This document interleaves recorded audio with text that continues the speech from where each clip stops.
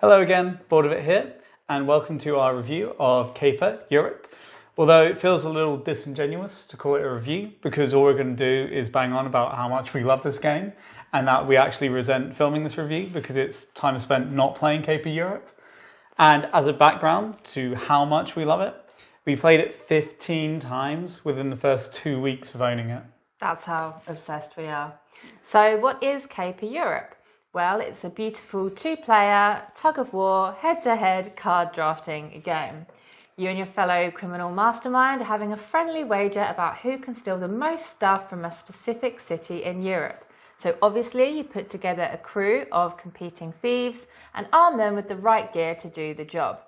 Set up the best crew and steal the most stuff, then you win the wager.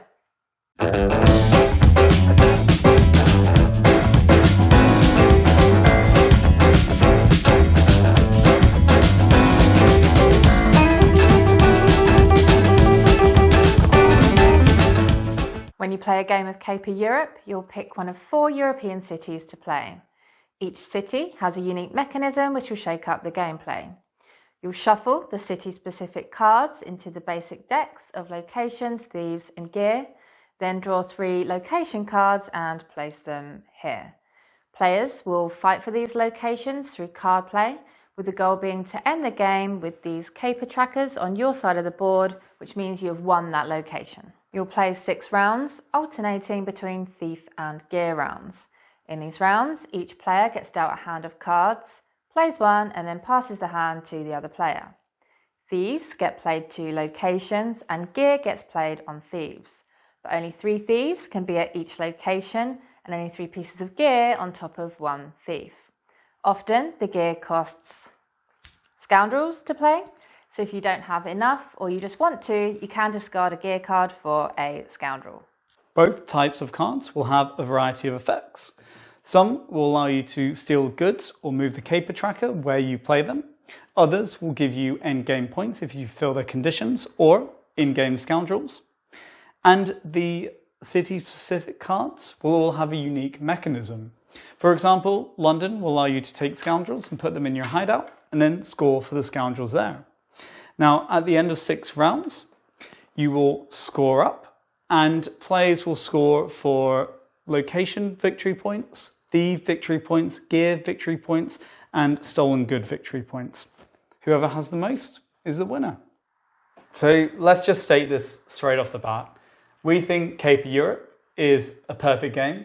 We literally have nothing to criticize about this entire package. Honestly, the only thing that I could maybe say is that the beautiful game trays insert comes with a bunch of spaces that have nothing to go in them, and I'm just really curious what was supposed to go in there or why they're there.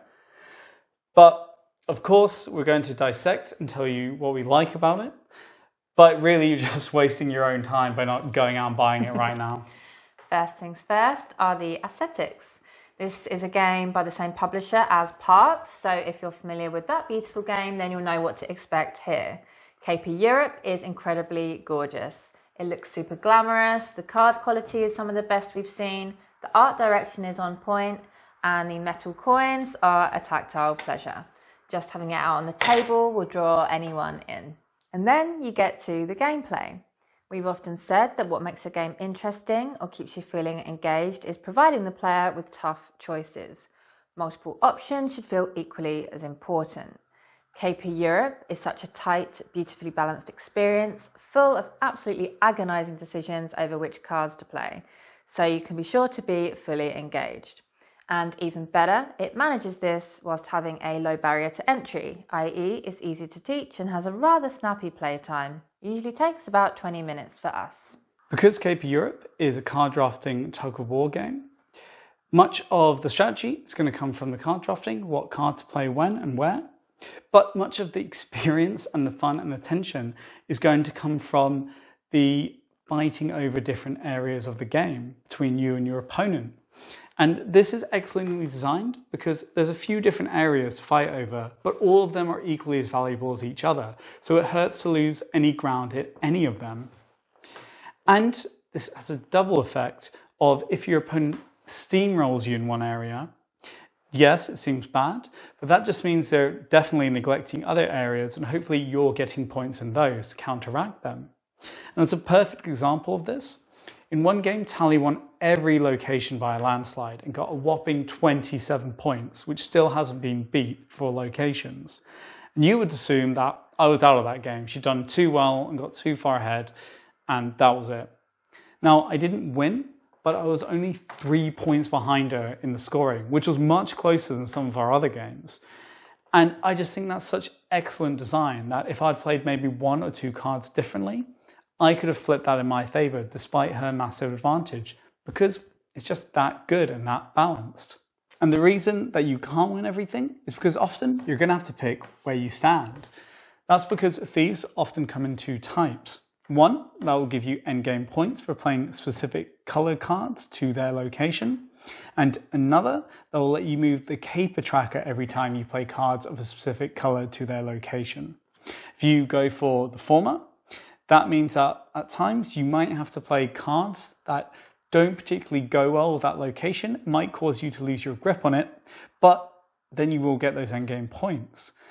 With the latter, you're going to have to try and win that location at any cost, or else you're not getting any points at all from there. And finding the balance between the two is the real strategy and the real trick here. What makes the game even more interesting is that when you play, you pick a city to play in. And the game comes with 4 cities: Paris, Rome, Barcelona, and London, and each of these will play differently. Now, in Paris, you're going to want to play Paris cards in the same location as other Paris cards, which allows you to combo off each other to get points. So here, card drafting is more important.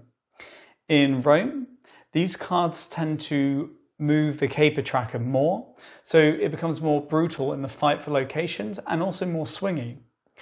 Playing with Barcelona makes the game more tactical because it has you play specifically coloured cards as the last card on one of your stacks in return for rewards.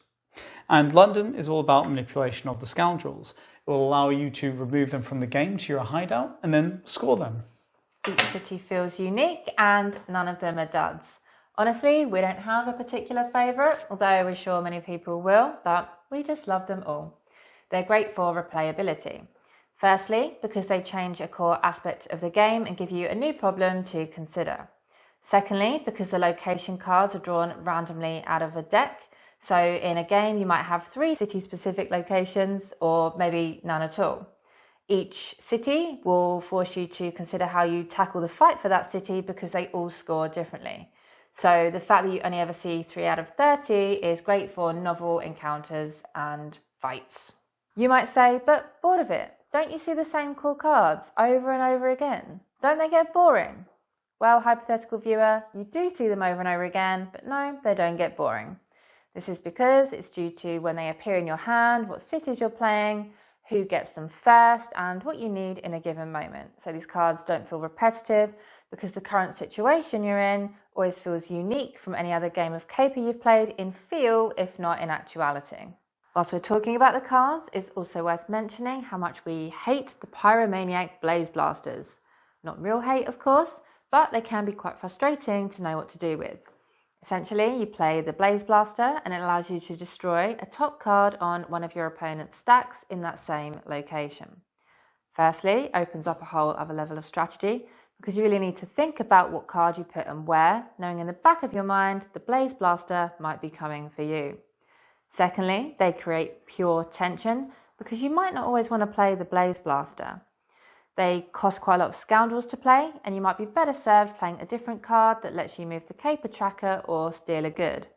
But then what if your opponent uses the blaze blaster on you? Honestly, these cards are brilliant for how annoying and frustrating they are and how much they open up the game in terms of strategy. So, final thoughts.